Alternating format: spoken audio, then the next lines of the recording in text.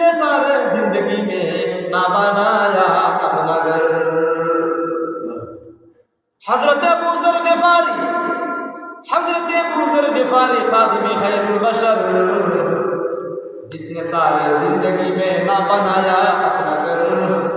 जिसने सारे जिंदगी में ना बनाया अपना घर। साहबे किराम जिंदगी खुले देखा जाए,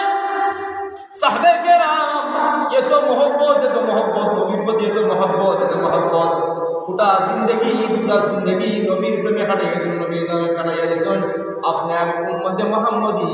নবীর প্রতি আশিক হইয়া একটা সুন্নত আপনার আমার মধ্যে যদি ফিট হয়ে যায়, হাসরের ময়দানে কিয়ামতের কঠিন ময়দানে আপনি আমি যেটা আমল কারণে আপনি যাই, ও সুন্নতের বদৌলতে সুন্নত আমল করার কারণে, এটা সুন্নত আমল করার কারণে, তুমি মাথা দেওয়ার কারণে, সুন্নতি লেবাস সুন্নতি পোশাক পরার কারণে, সুন্নতি পোশাক পাগড়ি বাঁধার কারণে, দাড়ি রাখার কারণে, মিসওয়াক রাখার কারণে একটা সুন্নত আপনার আমার মধ্যে যদি ফিট হয়ে যায় কিয়ামতের কঠিন ময়দানে, আপনার আমার যদি কোনো নেক আমল না থাকে, মহান রব্বুল আলামিন একটা সুন্নতের উপর আমল করার কারণে মহান রব্বুল আলামিন আপনার আমার জিন্দেগি সব গুনাহ মাফ করে দিলেই